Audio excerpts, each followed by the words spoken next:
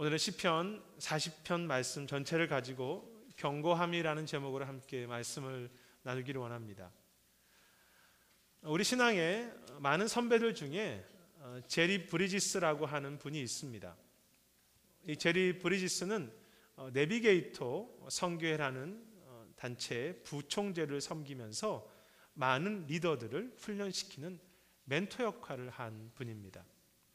그는 수많은 경건서적을 저술하였고 세계 곳곳을 다니며 많은 이들에게 신앙의 선한 영향력을 주었습니다.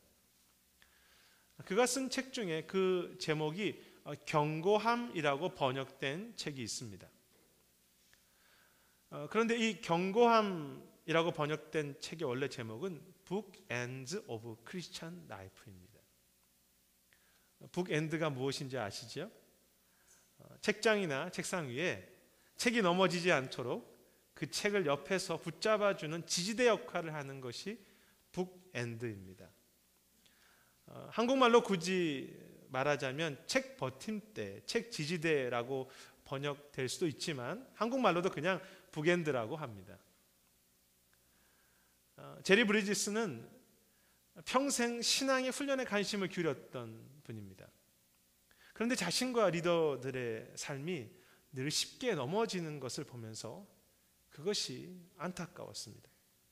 그리고 그는 그러한 여러 실패와 말씀의 훈련을 통해서 그는 우리를 견고하게 붙잡아주는 두 가지 북엔드가 있다는 것을 발견하게 됩니다.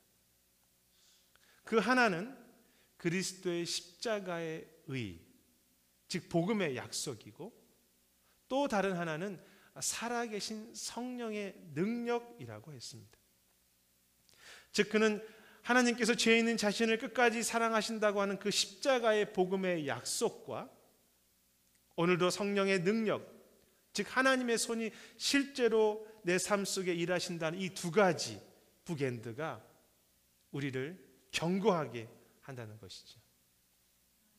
그래서 그 책에서 제리 브리지스는 우리 모두가 견고한 발걸음을 걸어갈 수 있다고 확신하며 또 그렇게 견고한 믿음으로 걸어가라고 도전하고 있습니다.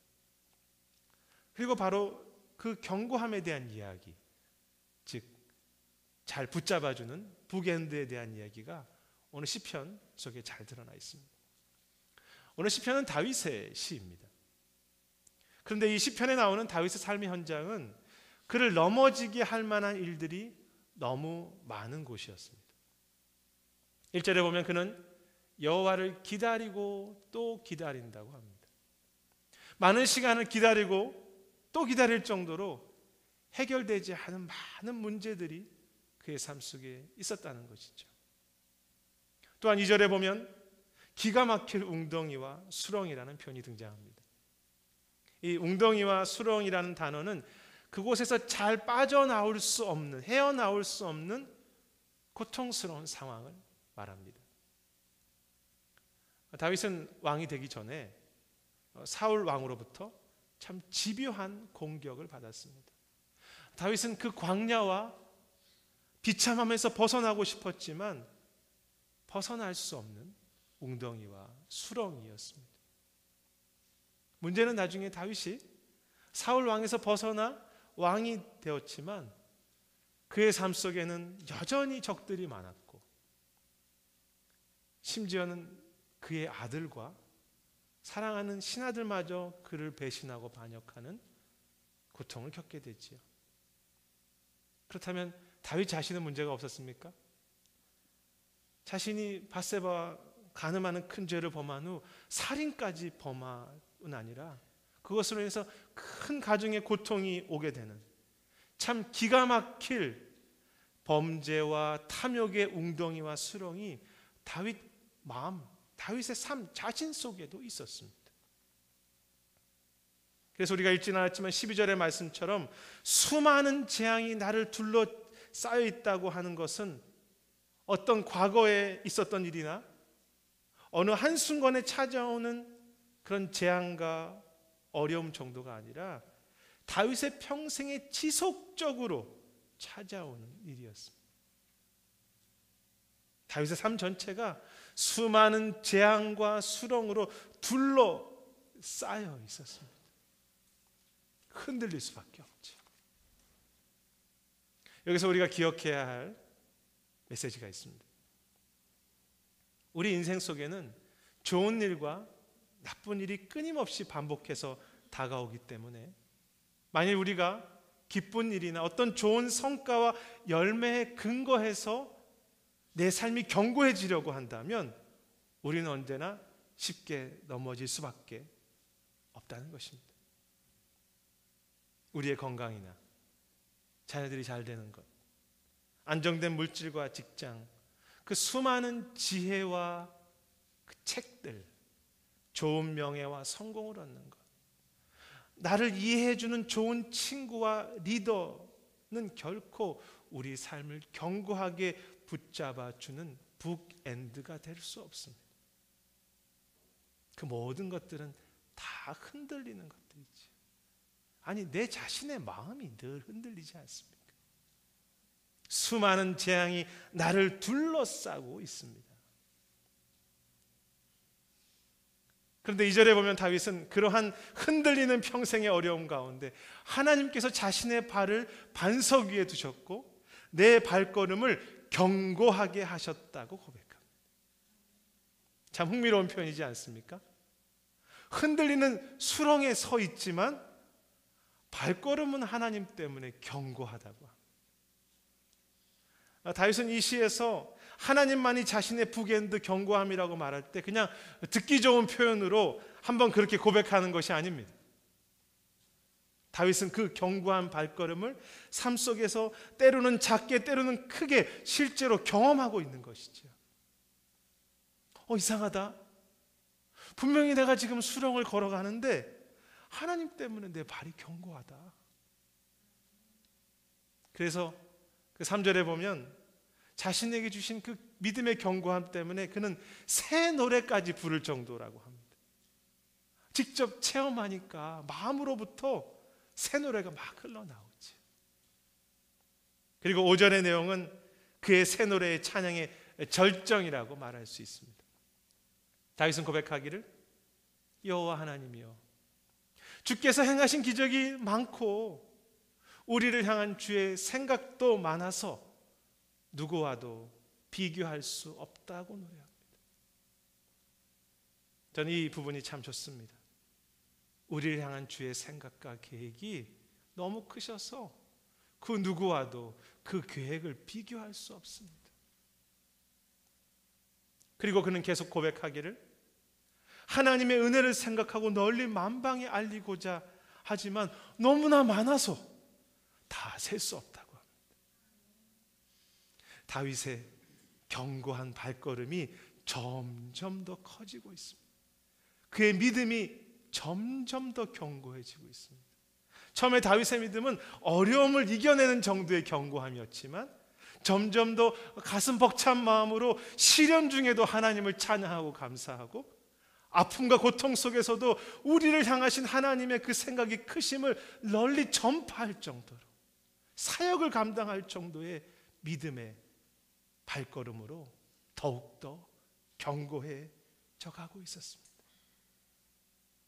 따라서 수많은 재앙이 오히려 다윗으로 하여금 오직 하나님을 더 의지하는 발걸음, 주의 이름을 높이고 찬양하는 견고한 믿음으로 그를 성장시켜 주었던 것이죠. 가끔 저는 아무런 목회에 어려움이 없이 이 성경 말씀만 잘 가르치고 아무런 문제 없이 기도와 설교만을 전하는 목회를 꿈꿀 때가 있습니다. 물론 그것도 좋을 것입니다. 또 그것도 은혜겠지요.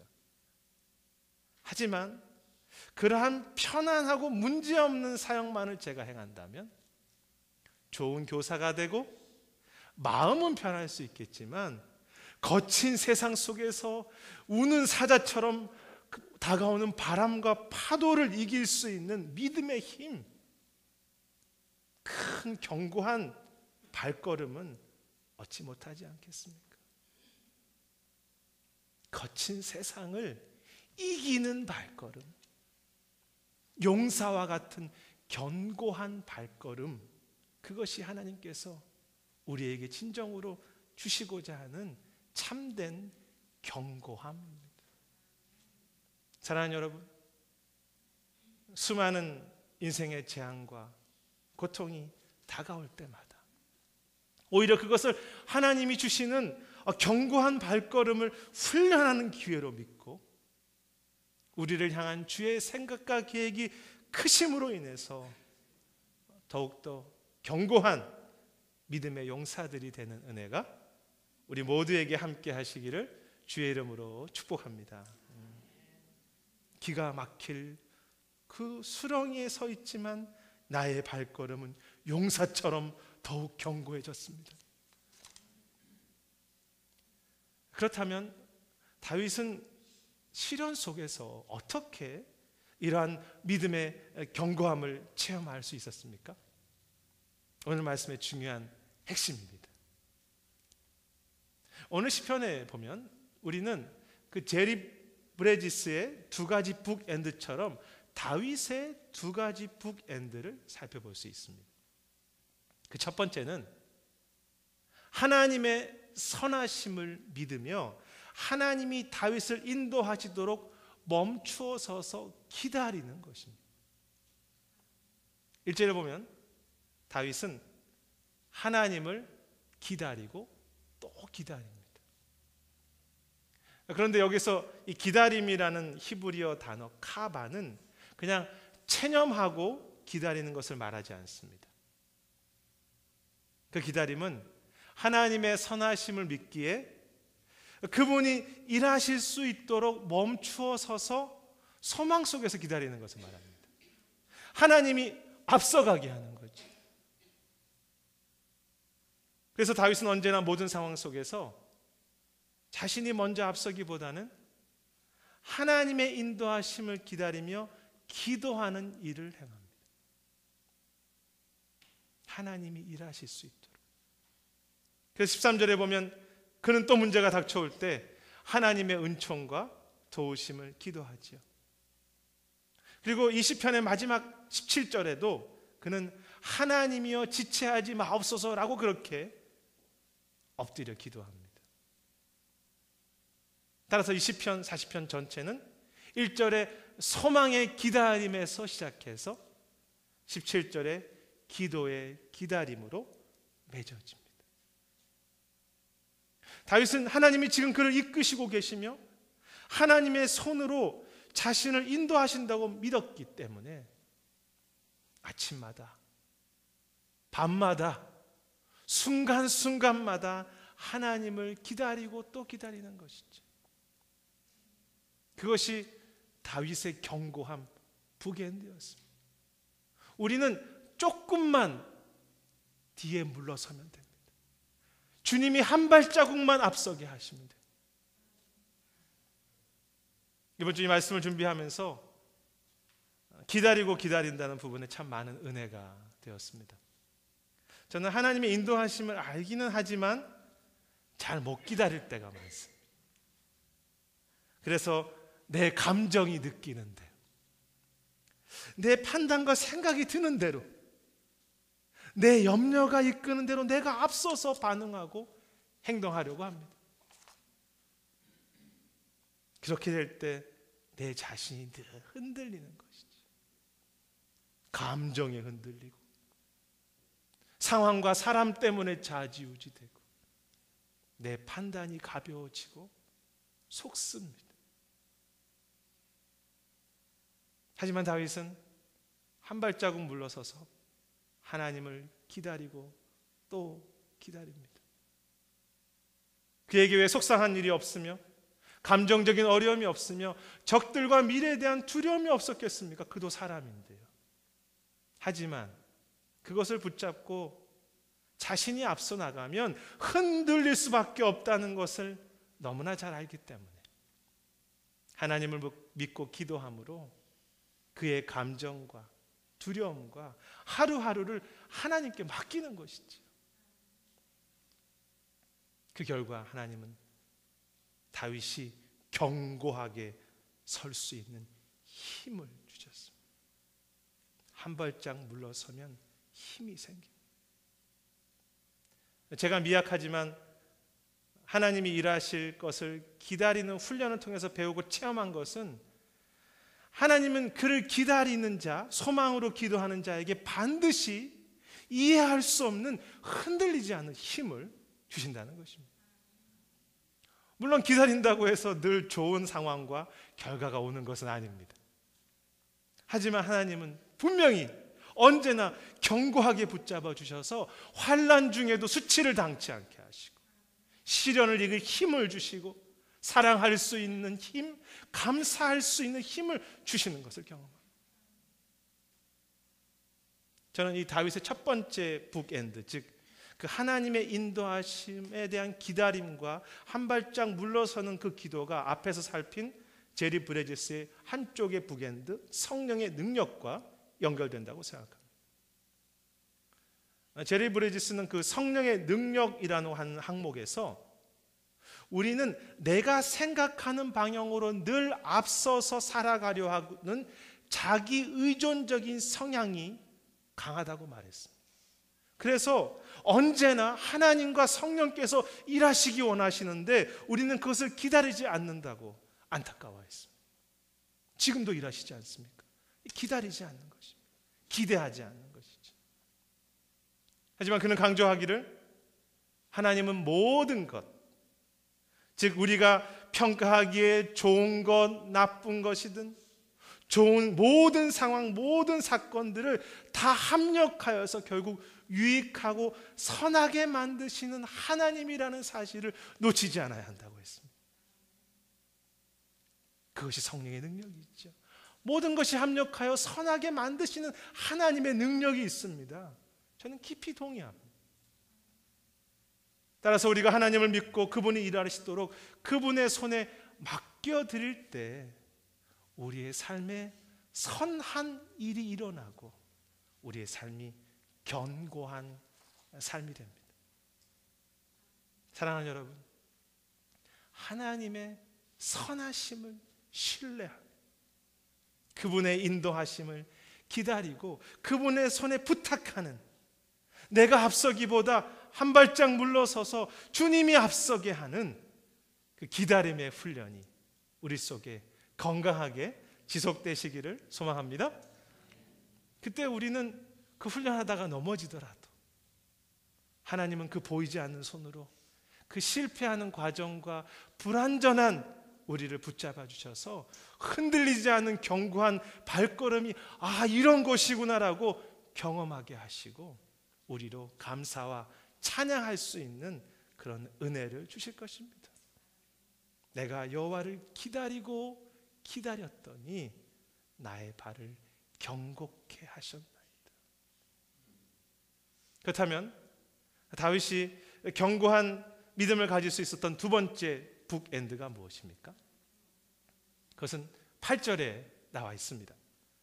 다윗은 내가 주의 뜻 행하기를 즐기오니 주의 법이 나의 심중에 있나이다 라고 말합니다. 주의 법을 나의 심중에 두는 것이죠. 그런데 여기에서 이 심중이라는 단어는 창자 깊은 곳, 속 깊은 곳이라는 의미가 있습니다. 즉 결코 말씀을 빼앗기거나 포기하지 않겠다고 하는 강력한 의지이지, 말씀을 내 창자 깊은 곳에 두는 것이죠. 다윗은 지치고 외로울 때, 삶의 상처가 다가올 때 다른 곳으로 달려가거나 다른 사람들에게 달려가지 않고 말씀을 주야로 자신의 창자 깊은 곳 속 마음에 두는 삶을 멈추지 않았습니다. 그것은 미련해 보이고 아무런 힘이 없는 것 같지만 결국 그 말씀이 생명이기 때문에 그것이 정말 견고한 것이죠. 저는 지난 몇 주간 그 오디오 성경을 통해서 그 시편을 쭉 듣는 시간들을 가졌습니다. 그리고 그 시편의 한 구절 한 구절이 정말 저에게는 큰 힘과 견고함이 되었는지 너무나 큰 힘이 되었음을 간증할 수 있습니다. 시편을 지식적으로 공부했거나 깨달아서 힘을 얻은 것이 아닙니다. 그냥 그 말씀을 듣는 순간순간 하나님은 저에게 이해할 수 없는 견고한 힘을 주셨습니다. 그것이 약속이죠. 마치 시편 말씀 전체가 저의 삶과 마음을 치유하고 회복하는 좋은 보약과 같았고, 정말 몸에 좋은 음식을 먹는 기쁨과 감사가 있었습니다. 그래서 예전에 목사님들이 우스갯소리로 구약과 신약이 모두 다 약이라고 이렇게 이야기하시죠. 그래서 신학교에 있을 때 그 선배 목사님들 오셔서 그 약을 제대로 만드는 약사가 되지, 그 약을 함부로 잘못 파는 그 돌팔이 약장사 되지 말라고 이야기하셨던 것을 기억합니다. 시편이라고 하는 보약 한 점, 요한복음이라고 하는 좋은 몸에 좋은 음식 하나, 그걸 더 창자 깊은 곳에 두는 것입니다.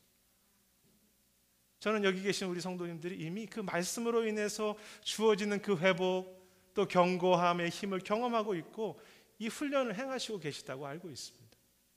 그런데 혹시 지쳐 있거나 또 상처받아 있거나 믿음이 약해져서 말씀을 품을 수 없거나 어렵다고 생각하고 계십니까?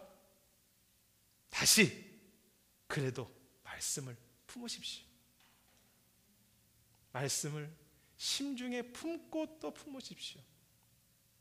정 어렵다고 한다면 내가 너와 함께 할 것이다, 내가 너 속에서 목자가 될 것이라고 하는, 오늘 불렀던 그 찬양 시편 23편에 내가 너의 목자가 된다고 하는, 선한 목자라고 하는 그 말씀 하나라도 창자 깊은 곳에 새기고 또 새기고 결코 잊지 마십시오.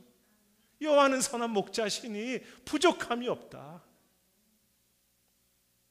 말씀이 양식이고 말씀이 약인데 그것 외에 다른 약과 힘을 구하려 한다면 우리가 어떻게 치유를 받고, 우리가 어떻게 힘을 얻고, 우리가 어떻게 믿음의 힘을 얻어가겠습니까? 제리 브리지스는 견고함의 두 번째 다른 북엔드, 그리스도의 의, 즉 복음의 약속이라는 항목에서 많은 성도들이 복음을 믿는다고 하지만 신앙을 종교적인 내가 열심히 하는 의무로 받아들이기 때문에 복음과 말씀이 주는 오늘의 힘과 생명을 경험하지 못하고 살아간다고 그렇게 이야기했습니다. 주의 말씀을 내 심중에 두는 것, 그것이 다윗으로 하여금 견고한 믿음을 갖게 하는 두 번째 북엔드였습니다. 그런데 참 어려운 문제는 다윗이 첫 번째 북엔드, 하나님을 기다리고 뒤로 물러서며 말씀을 가슴에 품고 믿음의 견고함으로 살았음에도 또다시 어려움과 실패가 온다는 것이지. 분명 하나님의 일하심을 기대하고 말씀으로 살았는데 14절과 15절에 보면 여전히 그의 생명을 찾는 자들이 있고 여전히 자신을 향해서 조소하는 사람들이 있다고 고백합니다. 말씀을 품고 하나님의 인도하심을 기대하며 걸어갔기에 분명히 담대한 믿음이 있었는데 또 다른 적들과 실패 앞에서 우리가 넘어지기 때문에 우리는 때로 내 자신과 그 상황으로 인해서 좌절하게 됩니다. 저에게도 그러한 실패와 좌절이 얼마나 많은지 모릅니다. 믿음으로 살았다라고 했는데 또 실패를 합니다. 하지만 저는 그 실패가 우리를 더 건강하게 하고 겸손케 하는 것이라고 생각합니다. 그래서 저는 그것을 머리 숙인 견고함, 더 낮아지고 성숙한 견고함이라고 표현하고 싶습니다. 마음에 애통이 있는 견고함이지.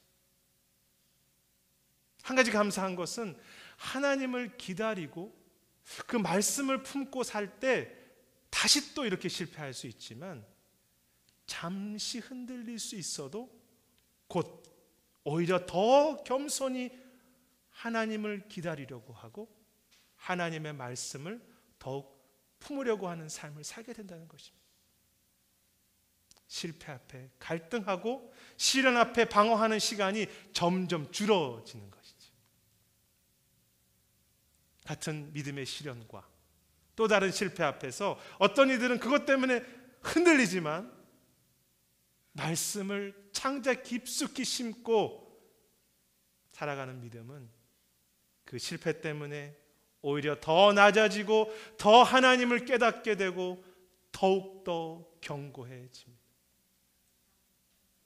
그래서 오늘 시편의 마지막 구절 17절은 다윗의 그런 낮아지고 겸손한 마음을 너무나 잘 드러내주는 결론과 같은 고백입니다. 다윗이 어떻게 고백합니까? 나는 가난하고 궁핍하오나 주께서 나를 생각하시오니 주는 나의 도움이시오 나를 건지시는 자시라. 아니, 다윗이 왕인데 무엇이 가난합니까? 근데 다윗은 자신이 가난하고 궁핍하다고 합니다. 그는 하나님 앞에서 얼마나 자신이 아무것도 아닌 죄인인지, 얼마나 실패할 수밖에 없는 약한 자인지, 추한 자인지를 귀하게 정말로 깊이 깨닫기 때문에, 내가 믿음으로 산다고 해도 결국 다시 죄인이라는 것을 깨닫기 때문에 가난한 마음으로 낮아져 엎드려서 오직 주님만을, 주의 말씀만을 소망하고 견고하게 붙잡겠다는 것이죠. 그리고 그 가난함과 그 궁핍함 속에서, 그 실패 속에서, 또 다른 재앙 속에서 하나님이 나의 도우심을, 하나님이 나의 도우심이라는 것을 체험하고 더욱더 견고하게 낮아진 견고함, 애통하는 견고함, 믿음의 견고함을 얻게 되는 것이죠. 사랑하는 여러분, 이 17절의 다윗의 마지막 고백이 우리의 마음에서 이렇게 늘 흘러나오는, 나는 주님 가난한 자요나 주께서 나를 생각하시니 주는 나의 도움이십니다 라는 그 기도와 겸손한 찬양과 감사가 우리 속에서 늘 힘있게 흘러나오는 그런 사람들이 되시기를 주님의 이름으로 축복합니다. 나는 가난하고 궁핍한 자, 오늘도 실패한 자요나 주는 이 실패한 자를 도우시는 하나님이시라. 주는 이 낮고 상한 자를 건지시는 여호와시라. 말씀을 정리하겠습니다. 내가 기가 막힐 수렁에 서 있사오나 주는 나를 견고하게 하셨나이다. 이 제리 브레지스는 그의 책에서 북엔드와 관련해서 다음과 같은 이야기를 합니다. 우리 삶은 옆에 칸막이가 있는 보통 책장이 아니라 옆에 아무것도 없는 밑에 선반만 있는 긴 책장과 같다고 말하면서 그 긴 책장 선반에는 많은 인생의 책들이 놓여 있다고 합니다. 가정과 신앙생활이라고 하는 책, 직장과 내 건강이라고 하는 책, 재정의 문제와 나의 미래라고 하는 책들이 다 놓여져 있습니다. 그런데 그러한 모든 것들은 마치 책장 위에 서 있는 책들처럼 잘 세워놓으려고 하지만 결국 또 옆으로 쉽게 넘어진다는 것이지. 하나님이라는 북엔드 없이는 결코 어떤 것도 제대로 설 수 없습니다. 여러분 그것을 아십니까? 북엔드가 없으면, 옆에 칸막이가 없으면 책 한 권만 쓰러져도 나머지 책들이 모두 다 함께 무너집니다. 믿음의 견고함이 없다면 우리 인생에 작은 책 하나, 그 문제만 하나 생겨도 그 작은 어려움으로 인해서 우리 삶의 모든 것들이 함께 흔들리게 되는 것이죠. 그리고 우리는 그러한 문제가 끝까지 멈추지 않는 그 세상 속에서 헛되이 이런 책, 저런 책을 또 세우고 자꾸 세우고 살아가려고 합니다. 어차피 또 쓰러질 책을 또 붙잡고 살아가고. 다윗은 그것을 경험했고 여호와로 인해서 견고한 삶을 살기 결정했습니다.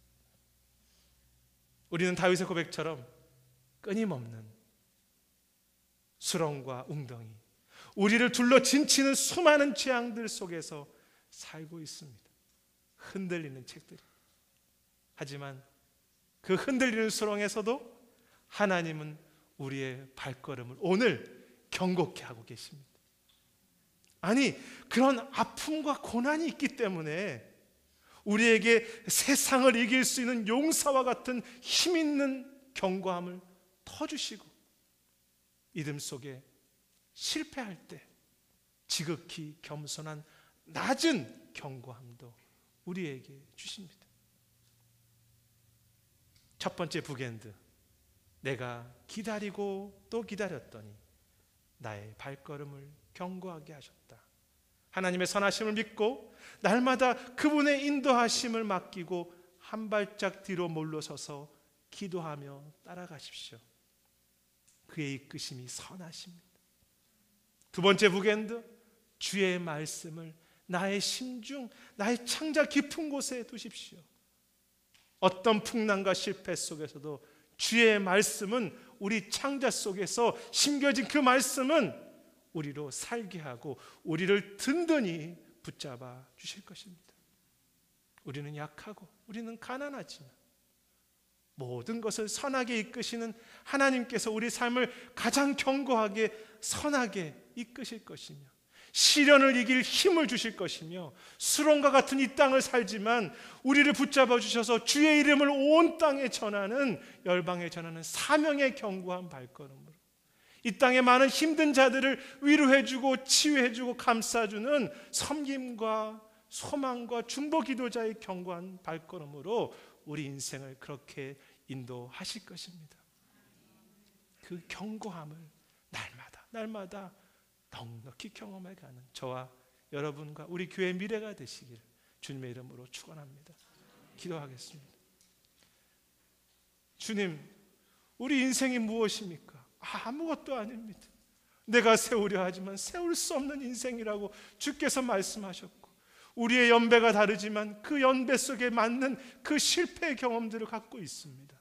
주님, 더 낭비하지 않게 하시고 더 헛되지 않게 하시고 주님이 세우시는 것만 세우며 주님을 따라가며 선하신 목자와 함께 동행하고 그의 말씀으로 우리 삶의 영혼을 치유받고 그것으로 힘을 얻는 참 견고한 믿음의 용사 될 수 있도록, 그런 교회 되고 그런 이 세크라멘토 되고 그런 열방의 많은 성도들이 나올 수 있도록 주님 은혜를 더해 주시옵소서. 감사드리고 모든 말씀 예수님 이름으로 기도드립니다.